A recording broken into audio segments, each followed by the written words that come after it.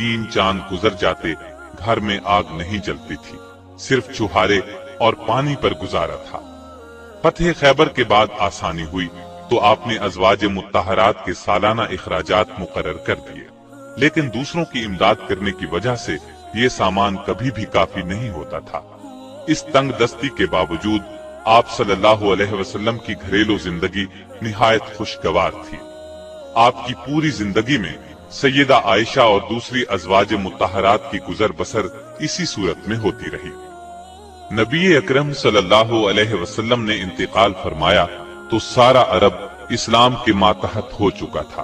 तमाम सूबों से दौलत के अंबार मदीने आ रहे थे, लेकिन जिस रोज नबी अकरम सल्लल्लाहु अलैहि वसल्लम का इंतकाल हुआ उस रोज सैयदा आयशा के घर में एक दिन के गुजारे का सामान भी नहीं था।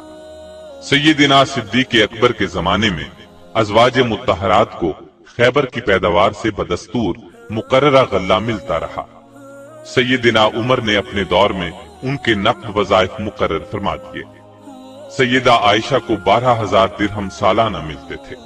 जब था उस जमाने में पर्दे का हुक्म नाजिल हो चुका था, इसलिए सैयदा अपने हौदज में सवार हुई। जब उन्हें उतारा जाता तो हौदज समेत उतारा जाता। हौदज पर पर्दे लटके रहते। उस जमाने में आप बहुत कमजोर और दुबली पतली थी, चुनाचे हौदज उठाने वालों को कुछ महसूस नहीं होता था कि सैयदा उसमें सवार भी हैं या नहीं। ग़ज़वा बनी मुस्तलिक से वापसी पर मदीने के करीब एक मकाम पर नबी अकरम सल्लल्लाहु अलैहि वसल्लम ने क़याम फरमाया। रात के पिछले पहर काफिले को रवानगी का हुक्म पहले ही दे दिया गया था, लेकिन सैयदा को इस हुक्म का इल्म नहीं था। काफिले की रवानगी से कुछ देर पहले सैयदा अपने हौदज से निकलकर क़ज़ाए हाजत के लिए काफिले से दूर निकलकर आड़ में चली गईं। फारिग होकर लौटी तो गले पर हाथ लगा, देखा तो हार नहीं था। बहुत घबराई और वहीं वापस जाकर हार तलाश करने लगी। सैयदा का ख्याल था अभी लौट आऊंगी, इसलिए किसी को न बताया कि वो उस तरफ जा रही हैं। उधर काफिला चूंकि रवानगी के लिए तैयार था, इसलिए खादिमों ने ख्याल किया कि सैयदा अपने हौदज में है। उन्होंने हौदज को ऊंट पर रखा और कूच किया। हौदज को ऊंट पर रखते वक्त उन्हें उसके हल्के होने का एहसास न हुआ, इसलिए कि सैयदा आयशा रज़ियल्लाहु अन्हा का वजन बहुत कम था। लश्कर तो वहां से रवाना हो गया। इधर उन्हें हार मिल गया। ये हार लेकर लौटी तो लश्कर वहां से जा चुका था। बहुत परेशान हुई।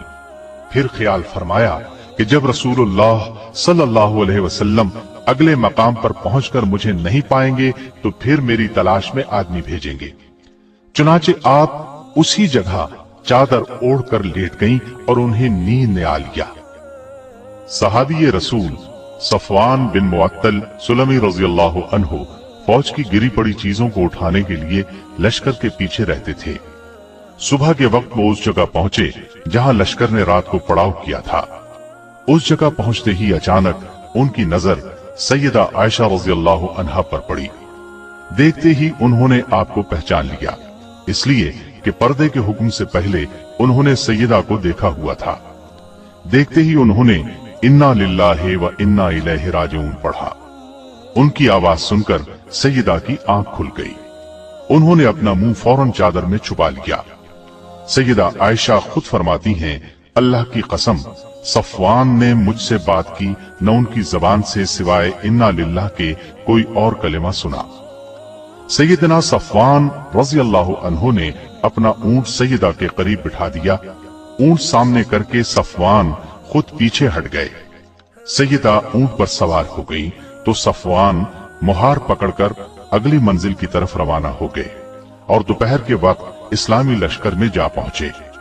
ये एक बिल्कुल मामूली वाकया था और सफर में अक्सर ऐसा होता रहता था, लेकिन लश्कर में मुनाफिकीन भी मौजूद थे। वो भला ये मौका हाथ से क्यों जाने देते।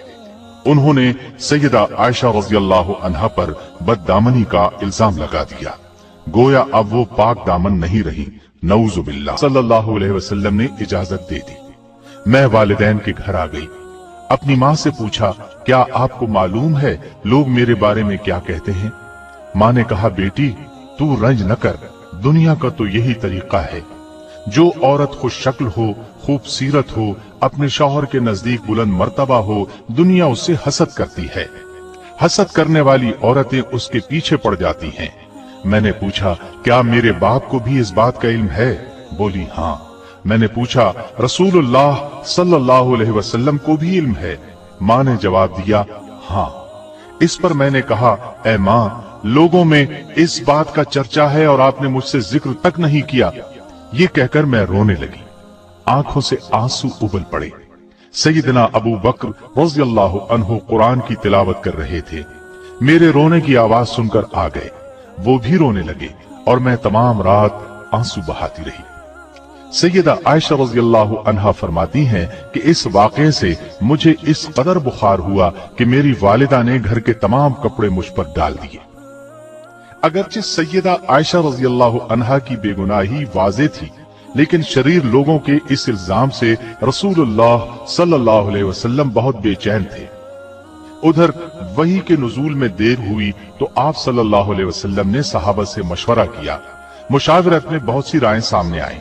इसी आलम में सुबह हो गई। सैयदा फरमाती हैं कि मेरे वालिदैन बराबर मेरे पास बैठे रो रहे थे। ऐसे में एक अंसारी औरत आ गई। मुझे रोते देखकर वो भी रोने लगी। हम इसी हालत में थे कि रसूलुल्लाह सल्लल्लाहु अलैहि वसल्लम तशरीफ ले आए और सलाम करके मेरे करीब बैठ गए। जब से ये वाकया हुआ था, आप सल्लल्लाहु अलैहि वसल्लम उस वक्त से मेरे पास आकर नहीं बैठे थे। वही के इंतजार में एक माह गुजर गया था। नजदीक बैठने के बाद रसूलुल्लाह सल्लल्लाहु अलैहि वसल्लम ने फरमाया, ऐ आयशा, मुझे तेरी बाबत ऐसी ऐसी खबर पहुंची है। अगर तू इस जुर्म से बरी है तो बहुत जल्द अल्लाह ताला इससे तुझे बरी कर देगा, और अगर तूने किसी गुनाह का इर्तिकाब किया है तो अल्लाह से तौबा इस्तिगफार कर ले। इसलिए कि बंदा जब अपने गुनाह का इकरार करता है और अल्लाह की तरफ रुजू करता है तो अल्लाह उसकी तौबा कबूल करता है। सैयदा फरमाती हैं, जब रसूलुल्लाह सल्लल्लाहु अलैहि वसल्लम ने अपनी ये बात खत्म की तो मैंने जवाब दिया, अल्लाह की कसम, मैं उस चीज से कभी तौबा नहीं करूंगी जिसका इल्जाम ये लोग मुझे देते हैं। मैं तो वही कहूंगी जो यूसुफ अलैहिस्सलाम के वालिद ने कहा था। और ये कहकर मैं बिस्तर पर जाकर लेट गई। उस वक्त मुझे यकीन हो चुका था कि अल्लाह ताला मेरी मदद जरूर फरमाएगा। मुझे इस बात का तसव्वुर भी नहीं था कि अल्लाह ताला मेरे बारे में ऐसी वही नाजिल फरमाएगा जिसकी तिलावत हमेशा होती रहेगी। रसूलुल्लाह सल्लल्लाहु अलैहि वसल्लम अभी अपनी जगह से उठे नहीं थे कि अचानक वही के आसार नमूदार हुए। बावजूद सर्दी के आप सल्लल्लाहु अलैहि वसल्लम की पेशानी मुबारक से मोतियों की तरह पसीने के कतरे टपकने लगे।